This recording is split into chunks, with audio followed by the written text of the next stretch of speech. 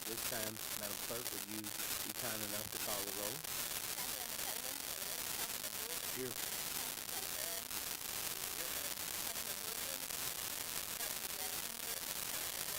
I'm here.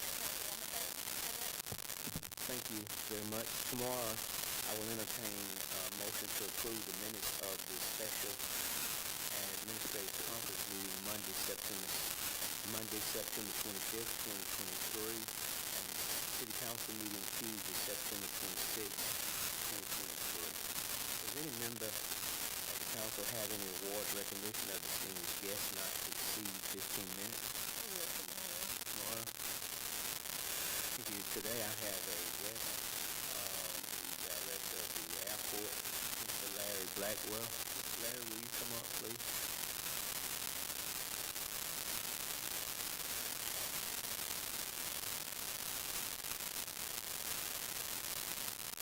Thank you so much for coming today, and I know you're busy, but in my district, the Moortown area, all over, they're having those big planes that's coming over, and it's disturbing them. Having the 90-year-old people, 80-year-old people, that they're interrupting their rest. Also, Mr. Antoine has a studio, and while he's recording, then the big plane comes over his studio and disturb him. Of course, also where my church is, they come over there they just real loud, interrupt the sound system and all of that. So, can you tell us what has happened and how long will it be going on at this time? Absolutely. Good afternoon. The airport is currently undergoing a lighting modernization project that requires the primary runway to be closed, and that runway runs roughly north-south, so that's where most of our traffic goes. Probably 90% of it uses that runway. During the project, we're forced to use the crosswind runway, which is east-west, and that's why you're hearing more traffic over the city than normal. This project is supposed to last. It should be completed by Thanksgiving of this year. They are making great progress on it. Once these LED lights are installed, it's going to save us a tremendous amount of money on energy costs and maintenance and upkeep of the lighting system at the airport. Okay, so you're saying that hold on till Thanksgiving, it'll be a Thanksgiving. Well, one of the other things we've done when this project started, we sent out a press release on the 18th, and we do field calls, the staff fields calls routinely from citizens regarding the noise, and let them know what we're doing. But with air traffic control, they're doing their best to have traffic depart to the west and arrive from the east to minimize the noise. And they've also requested aircraft to climb immediately to 4,000 feet and stay on runway heading so they're not turning out over the neighborhoods, to do our best to minimize the noise impact to the community. Yes. Okay, well, thank you very much, and at least I'll know how to talk to them about it. The contractor's working as fast as they can on it, and we'll let you know when it's finished, hopefully earlier than anticipated. Thank you so much. You're welcome. All right. Mr. Mayor, do you have any awards recognition of distinguished guests not to exceed 15 minutes? I don't have any awards. I did want to let the council know that two appointees are present today in case y'all have any questions. Ms. Melissa Anderson, raise your hand, Melissa. Is a nominee for the Zoning Board of Appeals, and Mr. Raymond Alley. Mr. Raymond Alley is not on your agenda yet, but he is an appointee for the airport authority. Okay, thank you. Mr. Mayor, do you have any other communications related to city business? I don't, Mr. Chairman. Does any member have any questions or concerns related to property standards for Mr. Green?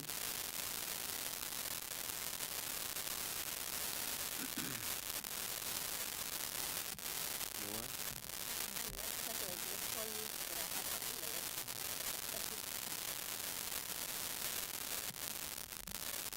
Everyone should receive their revenue for the collection plan and implementation report.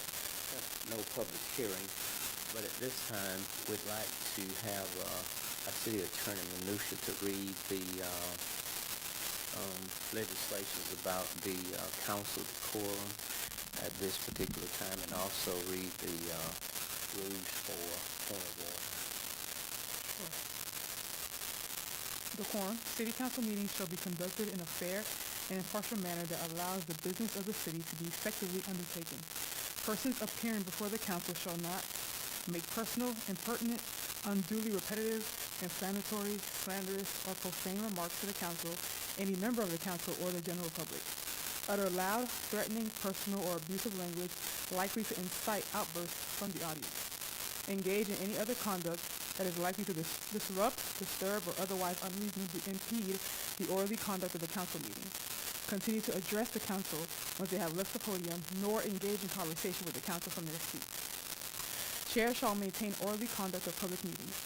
The chair shall maintain orderly conduct of meetings and shall have the right to eject any person from the public meeting when the person disrupts the orderly proceedings of the council or does not adhere to the time limit to speak after being notified the time to speak has expired.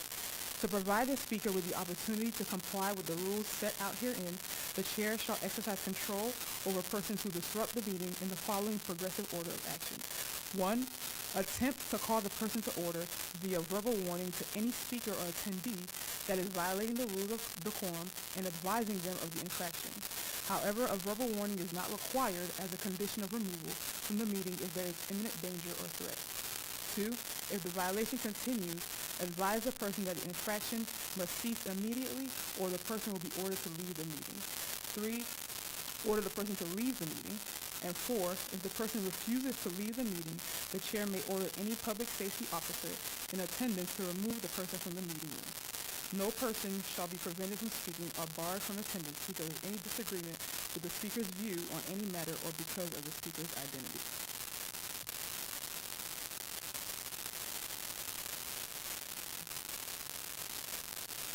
You have the piece on the point of order. Point of order. The chair has the authority and duty to make necessary rulings on questions of procedure and parliamentary law. However, when a member thinks that the rules or procedure in parliamentary law are being violated, he can immediately make a point of order, Mr. Chair, thereby calling upon the chair for a ruling and an enforcement of the rule. The point of order may be made when another person has the floor, even interrupting the person speaking if the point genuinely requires attention at such time. The point of order does not require a second. It is not debatable. It is ruled on by the chair and no vote is taken unless the chair is in doubt or his ruling is appealed. Thank you. Are there any questions from anyone? Thank you. Mr. Dark, would there be any legislation added tomorrow? Not to my knowledge, sir. Today we will hear public comments on non-agenda items and agenda items as well.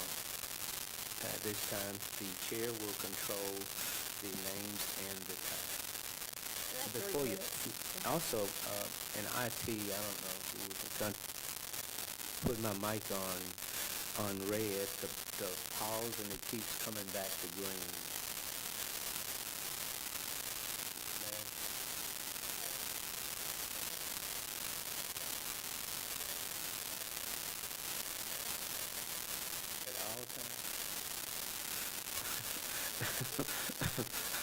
Okay, thank you. Okay, at all times, thank you. Okay. You have 3 minutes to speak. Ken Cruft.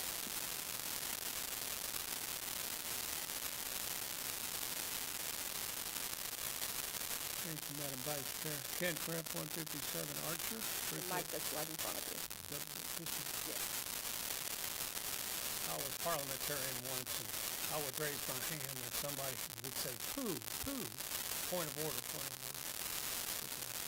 want to thank the mayor, Chief of Police Wayne Smith, HR Director, U.S. Marshal, all those good folks who came to the 164 Archer Avenue block party last Tuesday night. You were a house that was dedicated today, 100 years ago.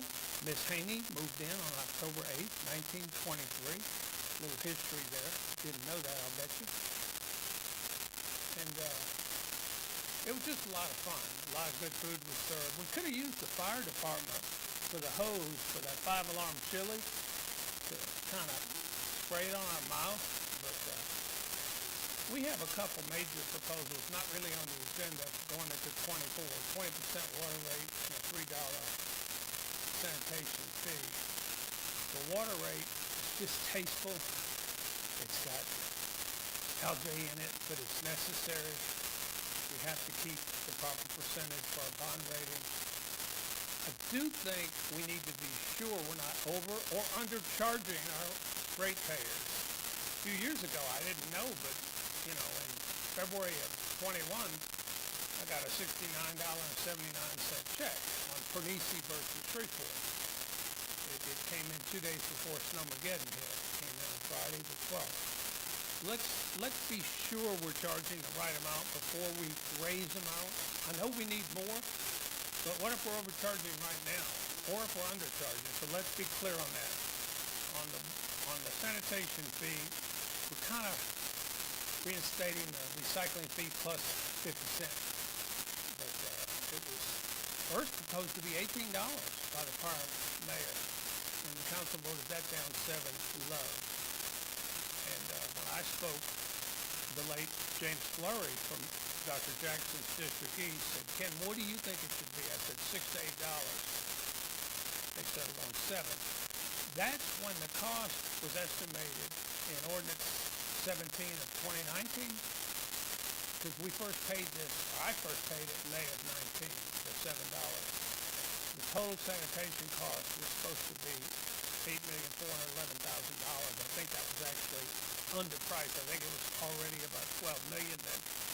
But we settled on 7. But $3 would go into effect. I think in January. I haven't looked at the ordinance that carefully, but I think it would be effective for next year. But let's be very careful on both accounts that these amounts are necessary and that everything.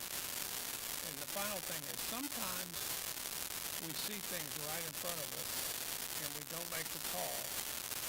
So in this case, we see a need, I think, and we need to make the call to raise these, unfortunately. Like I say, algae.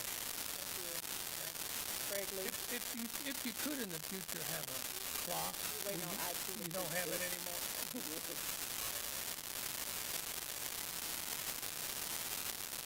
Hopefully, Mr. Kraft, they will come in by the end of the month and have these prepared so we will be able to see when the time is up as well. Passing information out of last clerk went over the quorum rules because I actually printed it out for you. I did that on purpose because we have to be very clear as to the first aspect of the decorum for the Shreveport City Council. It says making personal, impertinent statements. So since the decorum rule is being targeted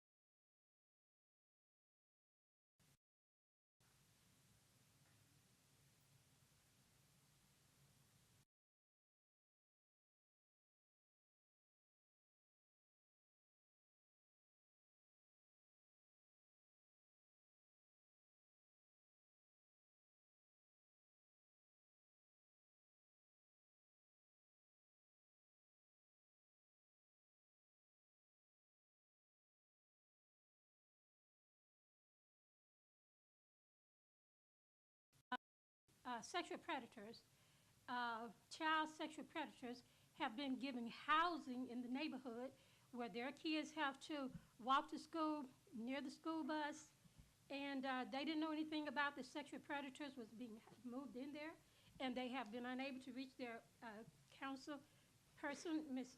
Taylor. And so that is the reason why I'm here. I've just turned in some paperwork for you all to please pay attention to this very serious problem, because I'm quite sure many of you probably have children, and you probably do not want sexual predators housing to be moved into your neighborhood, especially without your knowledge. And even if you had the knowledge of it, you probably would be protesting against it. Thank you very much. Ms. Flowers, Yes.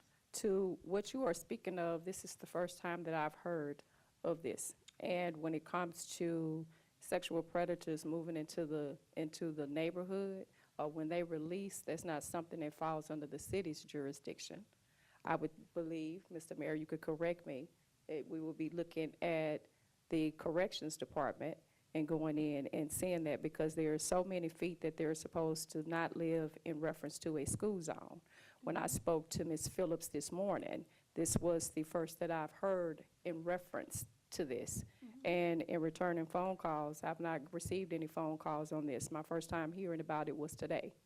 And so therefore, when I told her about it, then I let her know that I will get with the DA as it relates to this, regarding these particular offenders, because I don't know how far they live from the school. I see that there is an influx in some of these particular numbers, and the numbers that you have on here is not my city cell. I will provide you with my city cell if you're going to stay after the meeting. Sure. I did turn in a petition with their signature on it. Yes, I see that. And with the majority of the people there that I've spoken with, they said that they have been unable to reach you. But thank you for paying attention to me here. You are more than welcome, but I assure you that the majority of these individuals here, even when I was at the block party, they all have my telephone number, and they have my city cell. Okay. Okay?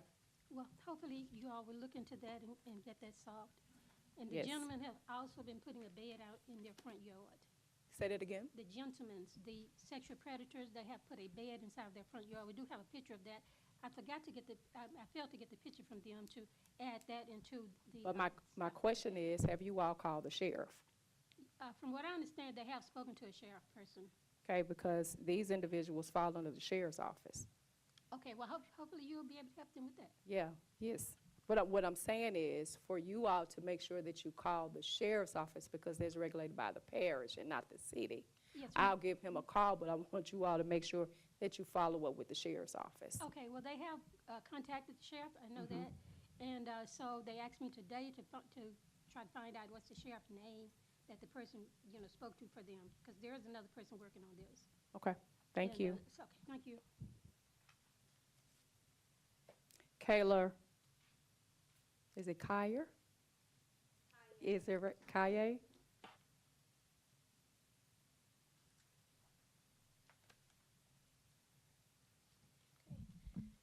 I'm having a excuse my allergies. I'm having a flyer passed around. Good afternoon. My name is Kayla Kaye, and I'm the Reentry Community Coordinator for Caddo and Bossier parishes. On behalf of Goodwill Industries of North Louisiana, in partnership with the Department of Public Safety and Corrections, I'm here today to invite all of you to Northwest Louisiana's first reentry simulation. As of last Wednesday, there were 2,766 people under felony supervision in Caddo Parish. This number does not include your constituents who have been incarcerated and released and not required to do supervision, or those who have completed their supervision and been discharged. So that number of people that live in your parish that have been through probation and parole supervision is actually higher than the current 2,766. These individuals have to navigate situations that you and I have never experienced, and in the position you're in, it must be difficult to make decisions affecting and helping people whose experiences you cannot relate to.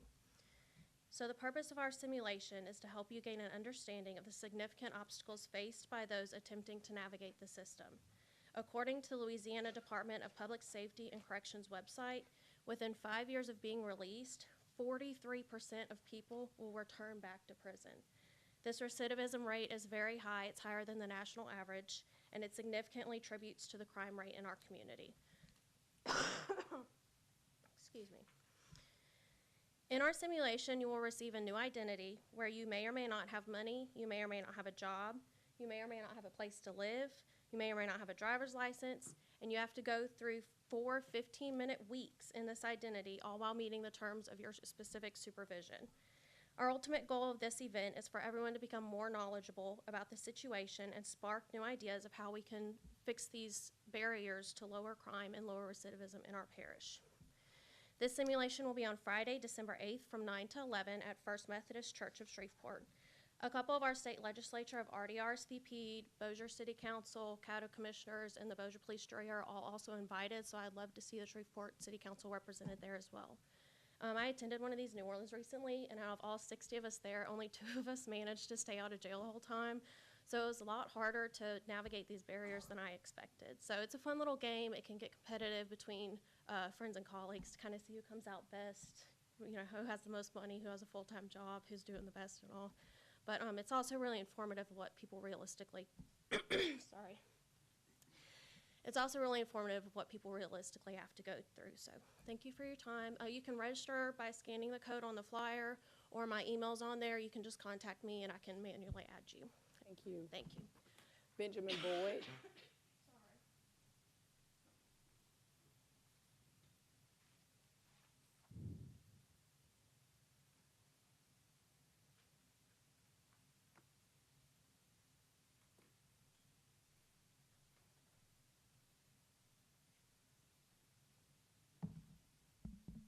Hello, oh, there we go. Benjamin Boyd, 7710 East Kings Highway. I had said I wasn't coming back down here, but heard y'all was giving out money, and I was just trying to figure out where can I get mine. You know, we had people, it's over with? Oh, no. Anyway, we had somebody giving out money that, you know, didn't belong to them. They say they was doing a good thing. But you know, when you give something that don't belong to you and it's not yours, it's called stealing. And you know how I know? That's a definition in Webster Dictionary. It's got like about 3 of them in there, but that's stealing. Now, if I come on your person and take it off you, that's robbery. Check with the police back there. And the only thing I'm thinking about is the people that he gave the money to, they didn't even ask for it. They already make well above what everybody here in Shreveport make. I could walk through Queensboro, Allendale, Lakeside, Motown for a whole month and won't run into the kind of money that them people make unless I bump into one of y'all. We just have to do better. And if you say you don't know, that's sad too. And I'm shocked that we as a council, the person is still here. It's over with. So we just can take stuff. I know people that done stole candy bars, that went to jail behind a candy bar. I say, 1 candy bar? Yep, 1 candy bar. And the person is still here. Nothing happened. No charges, nothing. It's just lucky they still here. That's unbelievable to me. And when the trash people wanted they raised, went on for months. You had to talk about it over and over again for the poor trash people. They making $12, $13 an hour. And the only way they could get their raise was that every one of y'all got a raise. Everybody got 13%. You couldn't even let them have that. We are at a place now where we got to just do the right thing. We can't be aligning with somebody because of skin color.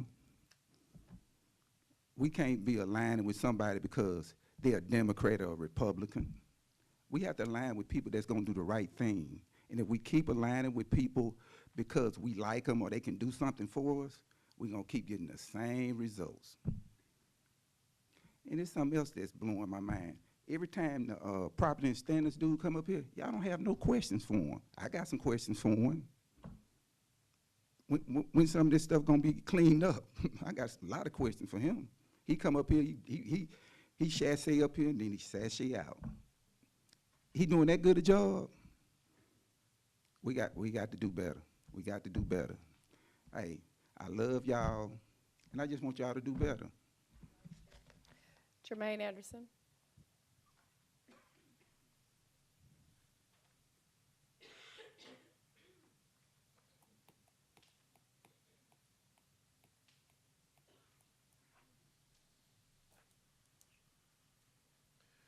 Yeah, I want to speak on, I made several attempts on last week for City Attorney Marcus Edwards to reach back out to me, and I haven't had any response concerning that situation. So I'm just trying to figure out, was he busy or what's going on with that?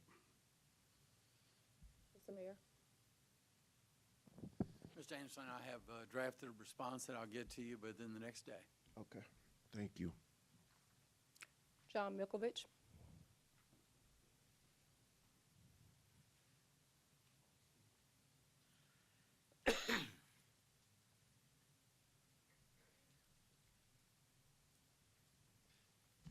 Mr. Mayor, Mr. Chairman, Madam Vice Chair, members.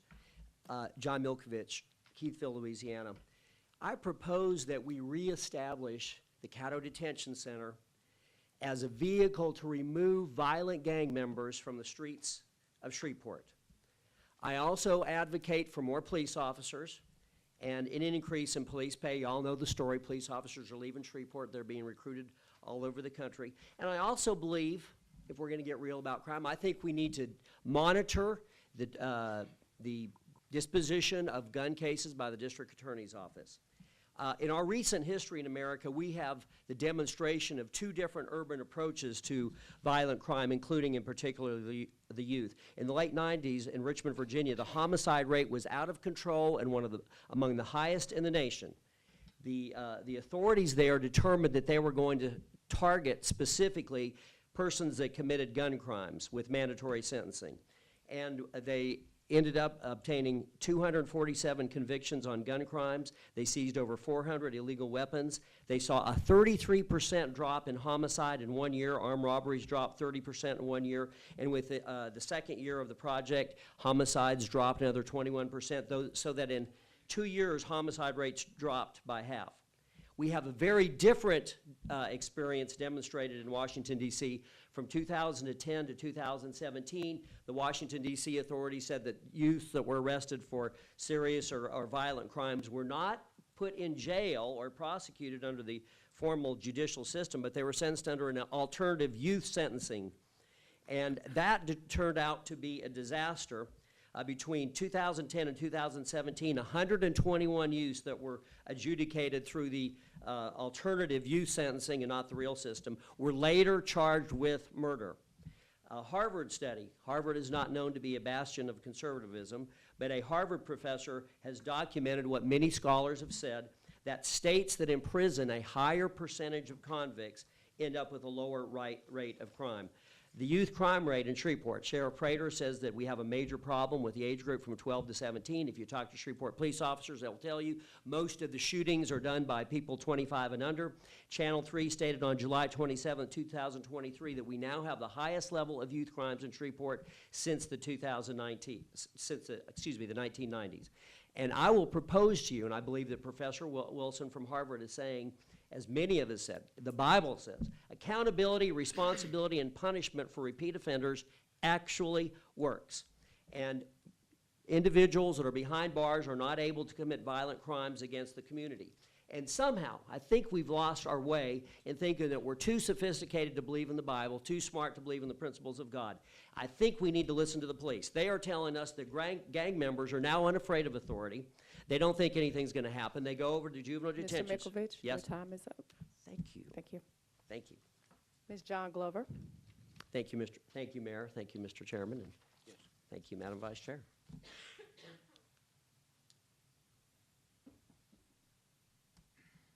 Good evening.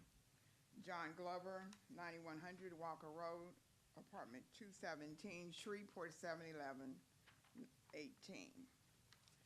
I went over the administrative conference agenda yesterday and today and early this morning, and I got to the noise amendment, or is it called resolution? Either way, 110 and 111. They have two amendments attached to them, amendment number 1 and amendment number 2. I read through amendment number 1 and amendment number 2, and I'm no more smarter than what either one said.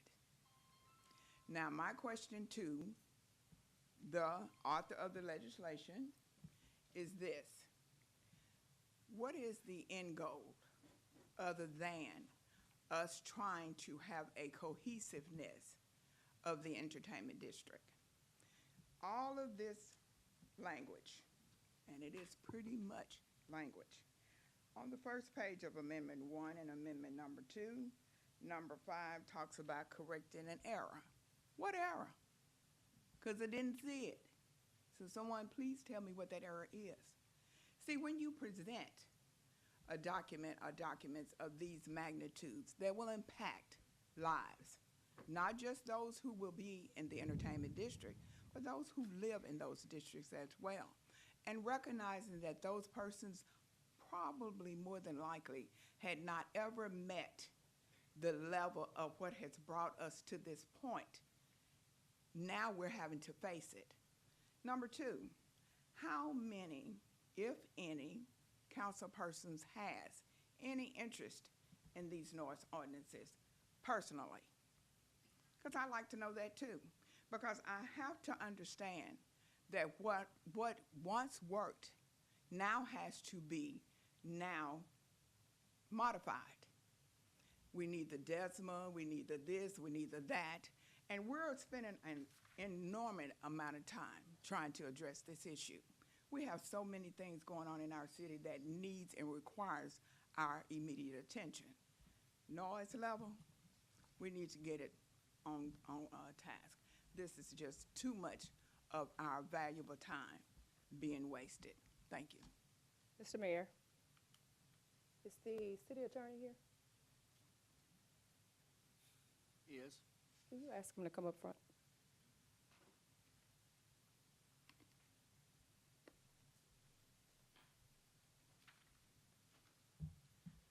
Good afternoon. Good afternoon, Attorney Edwards. On Thursday, we had a meeting regarding the noise ordinance, so individuals will have an understanding of why this ordinance is. Would you please explain to Ms. Glover the originality of this particular ordinance from the revised ordinances from 2011, so she will understand why the noise ordinance was implemented? For the purposes of Ms. Glover and anyone else who's asking, the noise ordinance that's currently on the books, what we're referring to colloquially as the noise ordinance, lives in, I guess, Chapter 58, was originally written in connection with the advent of the Haynesville Shale in the Shreveport area, in the Caddo Parish area, and fracking, which is a technique by which oil and gas are extracted from the earth, is a very loud process. So the noise ordinance that is on the books was I am informed by the people that were working in government at the time that ordinance was primarily designed to help protect the public from loud constructions type noises. What we're looking for now is something that's enforceable, not just throughout the city for purposes of regulating the noise associated with construction, but also that helps us regulate the entertainment businesses such as bars, nightclubs, restaurants that are open late at night and provide entertainment, recreational entertainment. So that's one of the purposes. Another one of the purposes is to make sure that the police department has an enforceable standard by which, an objective standard by which they can enforce the noise ordinance upon these establishments in a way that's fair and impartial. And we also wanted to sort of clean up some of the language and move some of the more technical aspects of sound measurement away from the enforcement stuff. So that's how we got here. I believe one of the questions was seeking clarity as to the purpose of Amendment 1. Amendment 1, there were some typographical errors in the original draft. We also wanted to strengthen some of the language defining the exemptions from the noise ordinance. We wanted to make it very clear that religious institutions were exempted, that school activities were exempted. So we wanted to make sure that it was clear, although some of those exemptions were already in the original draft, we wanted to make that crystal clear that we were not scooping in activity that we were not actually trying to regulate. So that's how we got to Amendment 1. We also changed the levels, the sound levels up a bit, so that the level for bars, nightclubs, and restaurants would be 70 decibels until 2 a.m., as opposed to the previous draft, which had it at 65 decibels until midnight. So that was the purpose behind Amendment 1. I believe, does that answer your questions? Yes, and thank you. Thank you, Attorney Edwards. No problem. Christine Bailey.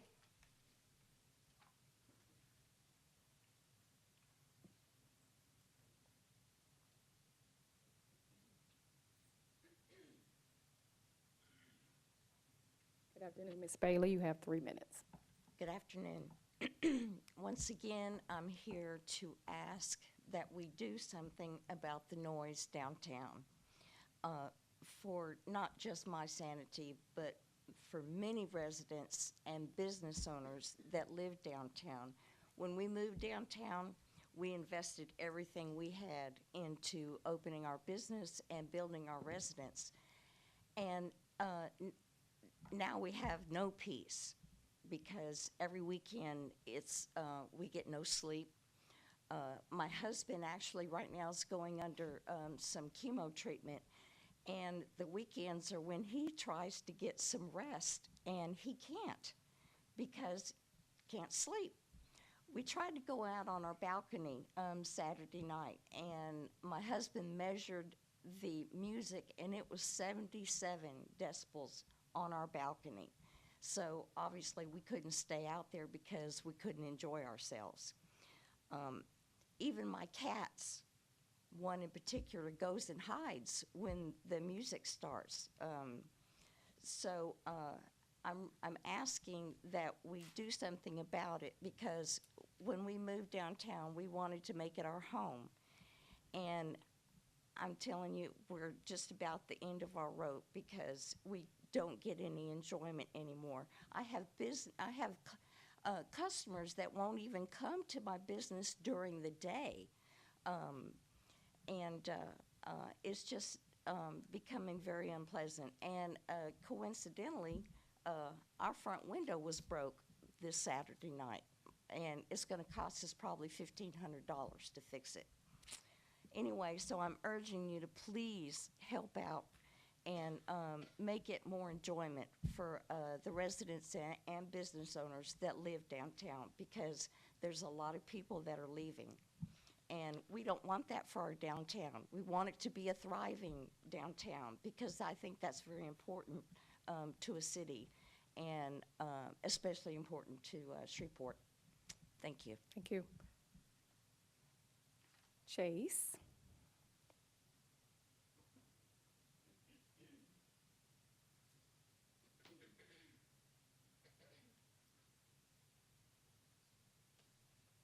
Mr. Chase, pronounce your last name correctly. Boyton. Boyton. Yes, Okay. ma'am. I also want to start, thank you, Mr. Mayor. They did replace some lights from the last time I came, literally the next day, so I do appreciate that. I came to speak on the noise ordinance. Under normal circumstances, I would never be for the noise ordinance, but we have a really bad problem with crime. I personally witnessed some of it in March 24th.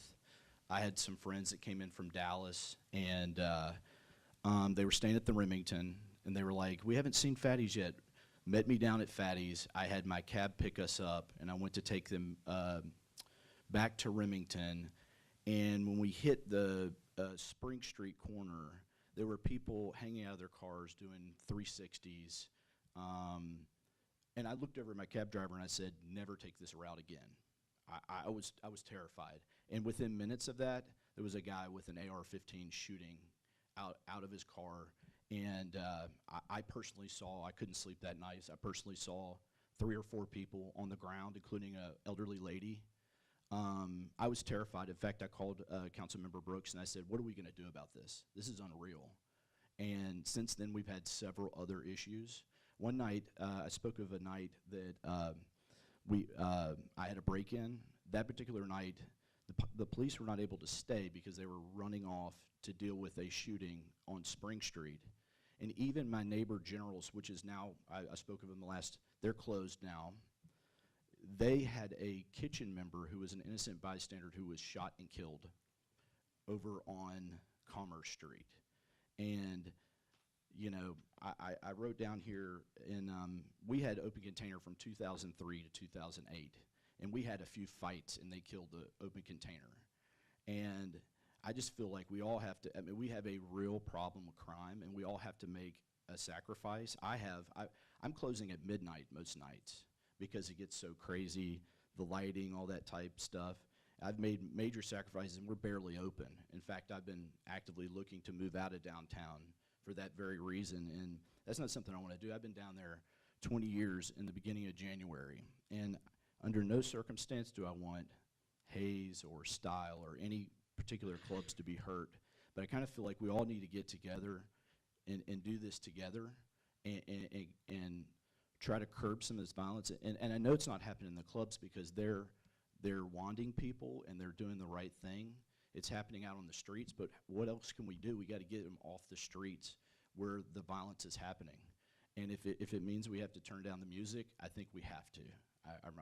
I'm afraid that's just where we have to do it. And I feel like we're going to need more police. We might even need to look at closing businesses earlier, maybe not 6 a.m. or whatever. But I definitely think there's a real problem, and we have to. And you know, again, under no circumstance do I want to hurt any individual business, but I really hope. Yes, ma'am. Thank you. Tim Hook.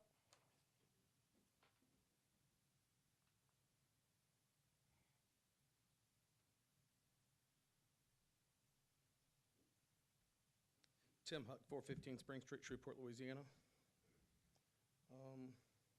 Definition of insanity, continuing to do the same thing, expecting a different result. Over the last year and a half or so in downtown Shreveport, as the music levels have gone up, so have the crime rate. I recently have attempted to resign and waiting on someone to replace my position on the DDA, which I've set for almost 7 years. I'm resigning my position because as a DDA, you're supposed to be an ambassador for downtown, and we're only supposed to talk about what's great in downtown. And unfortunately, downtown is not great right now. People used to talk about it's not safe downtown, and I would say no, that's a perception. Unfortunately, to most people, perception is reality. But what has happened is their perception has turned into reality. The number of people shot downtown and killed downtown is at the highest it has ever been, and I've been downtown for a long time. This is not all to blame on one thing. This is not all to blame on a high noise level, and I plainly and 100% understand that. However, the noise level does increase the crowds. And it was proven the other night when they closed down on a Saturday night when the weather was absolutely perfect outside and there was no one on the street and there was no arrest made around there and there was no issues and no fights. The noise levels alone are not causing all the issues, but the noise levels are contributing to the issues. And if we continue to do the same thing and expect a different result, we are, by definition, insane. Chairman, I love that you brought up to the airport authority and asked them about the noise, because there's multiple people who live downtown and stay downtown, and those noise levels that are coming from those bars, and not just one bar, multiple bars, the noise levels that are coming are causing them not to sleep and disturbing their peace. And as your constituents are concerned about their peace, Mr. Brooks' constituents are concerned about theirs also. I appreciate your care for your constituents and for the city, and I hope you have the same care for Mr. Brooks' constituents in his city and this city. I keep hearing people talk about Bill Street and Bourbon Street. Well, the difference is to get to Bill Street and get to Bourbon Street and get to buildings that are surrounding Bill Street and Bourbon Street, you don't have to drive through Bill Street and through Bourbon Street. You don't have to drive on Bill Street and drive on Bourbon Street. But to get to my establishment, to get to the casinos, to get to the Remington, you have to drive past Texas and Spring Street. And where the problems are coming, okay, it's not Bill Street and Bourbon Street, and it's never gonna be. Thank y'all. Crystal Montez.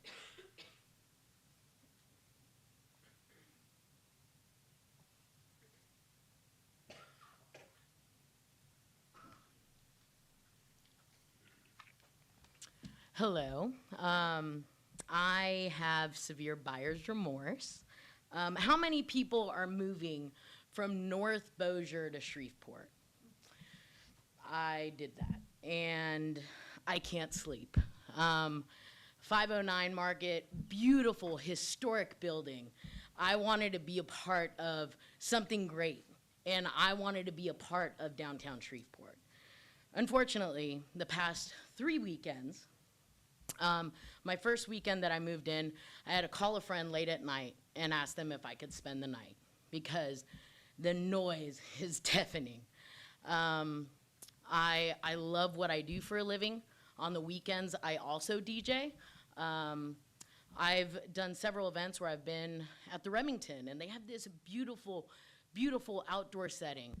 But I know that I have until 11 o'clock until a club decides to turn their music on, and it will overpower anything I have. I could sit here and tell you, hey, I have this speaker, and this is how loud it can get, but I get it, it doesn't really make sense. But what I can tell you is that I am on a time crunch every single time I go to the Remington, and I want to have a successful, fun wedding. It's affecting, I'm sure, brides and grooms there. And now it's affecting me to the point where I can't sleep. I'm tired, I'm exhausted. I don't know how people are, I'm stuck. I have a lease, I'm there for a year. I want to be a part of something great.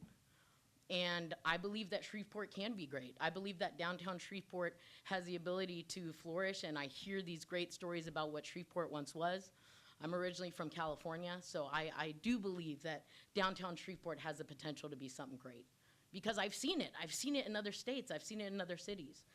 Please consider all of us. Please. We're tired. We're exhausted. Please think of all of us that use downtown to live, to work, to play. Please be sure to draft an ordinance that protects all of us. Thank you. That concludes public comments. Thank you. Tomorrow, we will have executive appointments.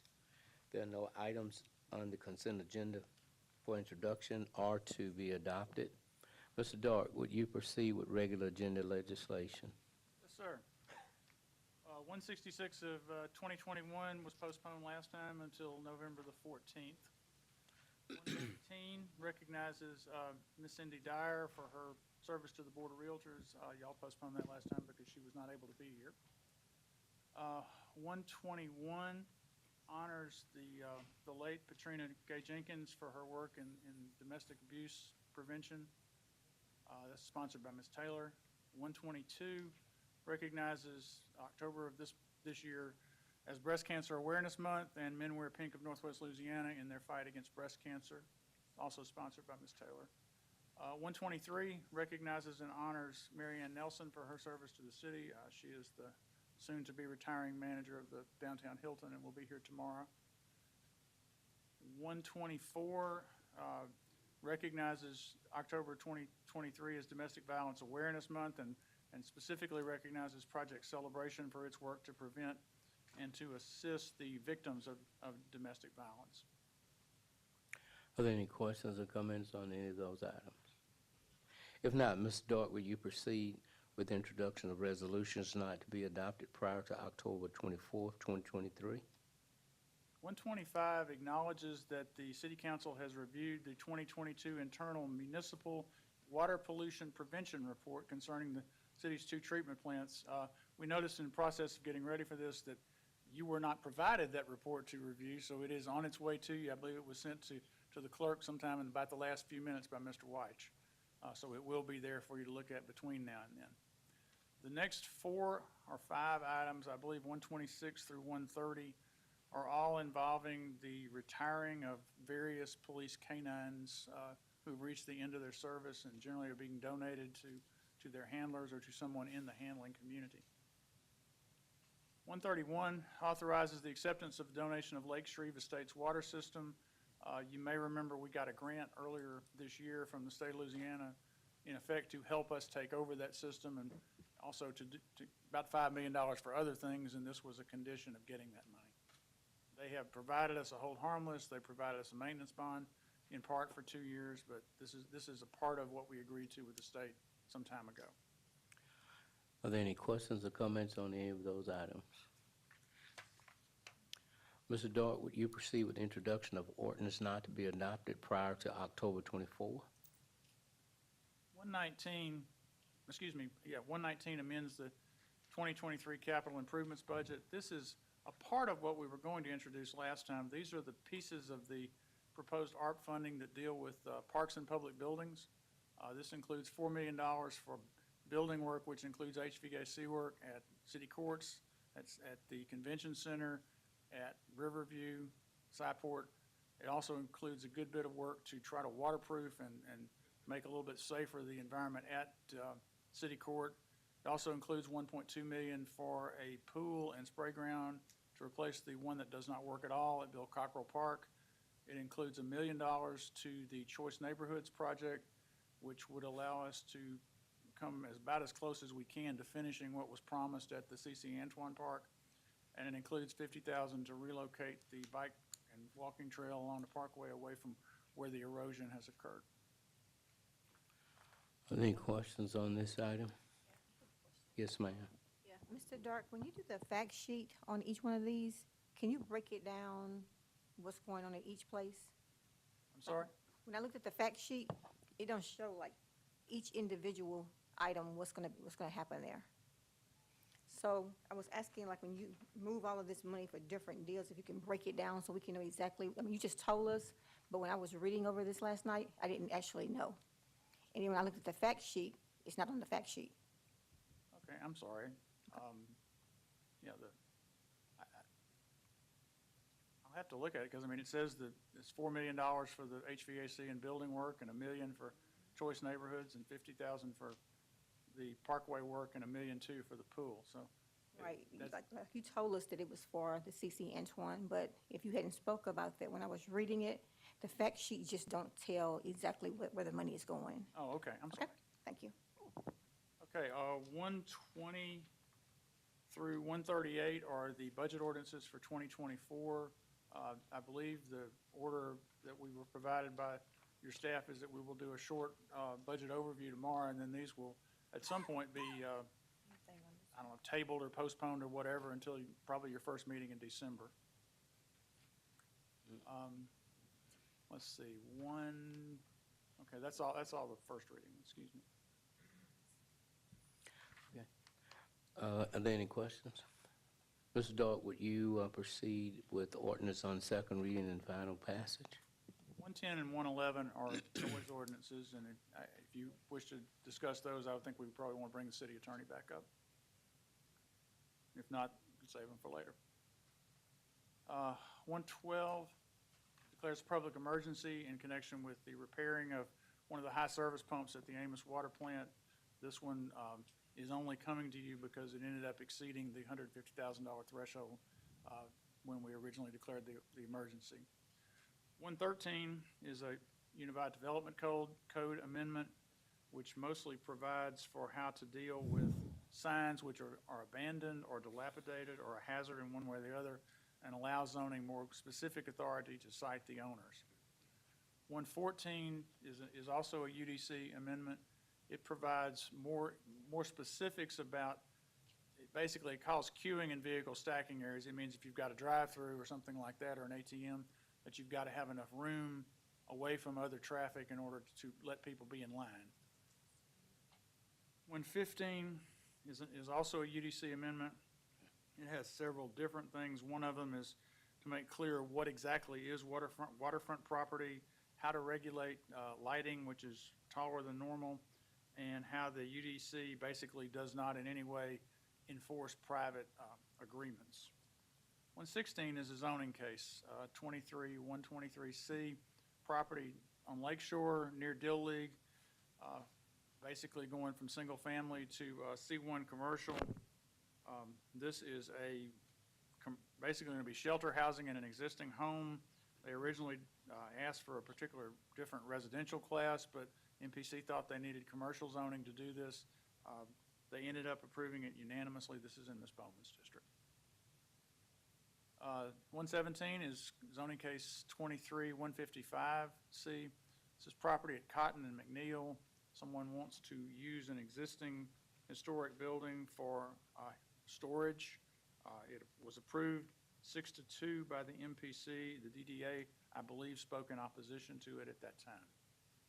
And 118 is zoning case 23-150, 155. Well, I did them out of order, I'm sorry. 117, I just did 118. 117 is the, oh, let me back up. I'm sorry, I had them wrong. The last one, 118, is Linwood, just south of 83rd for, I believe, a Dollar General store, from residential to commercial.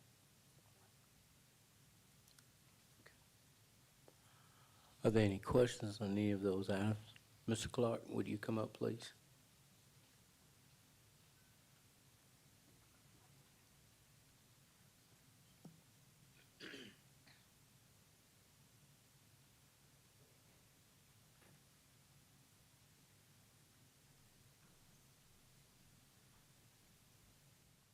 Yes, sir. Mr. Clark, are you aware of a halfway house at 764 Tuckumish? What's the address again? 764 Tecummesh in Cherokee Park? No, we're not. You're not? No. Nothing that you are aware of with zoning or anything like that? And I'll check it again, but we have been monitoring halfway houses very closely because there are some arguments from the providers that they should be treated exactly like group homes. And we feel that halfway houses are still connected to the criminal justice system in transition, and that's why we require special use permits. So we'll check this one out to make sure that it's been properly investigated. So you would definitely have to have a special use permit for a halfway house Yes. in a residential neighborhood? Yes. Okay. Thank you, sir. I have a question for Ms. Susan. Mr. Clark, since you're up, I was going to ask you about ordinance 116. I'm going to ask to postpone this for 2 weeks tomorrow. Which one is that? It's the, kind of like a group home on Lakeshore Drive. Oh, okay. Yeah, and the reason was, when I did talk to the citizens that live in that area, there was letters sent out, but the letters went out to the actual homeowners, not the renters. So the person that owns the property won't be impacted. It'll be with the people that's living there. So I'm gonna ask to postpone it for 2 weeks, just so we can kind of figure out how we need to do. I understand. Because when we're making changes to property, only the property owners can consent to changes in zoning, and that's why we send the letters out to the property owners, because that property is theirs and it's their responsibility. A lot of times we don't know who the tenants are. Right. But our information will direct us to the actual landowners. Right, but when it goes to the landlord don't tell the renter what's getting ready to happen in their neighborhood, and that causes a whole other group of problems. Okay. And that's why, and I understand perfectly and agree with you. That's why we instituted the neighborhood participation plan process, because we found that we were just sending notifications to property owners. But with the neighborhood participation plan process, we sent notifications to addresses. And that would have given, and we didn't do one in this case, but I think we did do one. We did one, but it was very poorly attended. Thank you. Thank you, Mr. Clark. Thank you. Madam Clerk, is there any table legislation to be removed from the table today? We have no property standards ABO appeals to consider today. We will have MPC ZBA appeal to consider tomorrow. Madam Clerk, are there any other appeals? No, sir. Are there any reports from officers, boards, and committees? Madam Clerk, is there a clerk's report? Executive session, none. If there's nothing else to come before this body, we stand adjourned.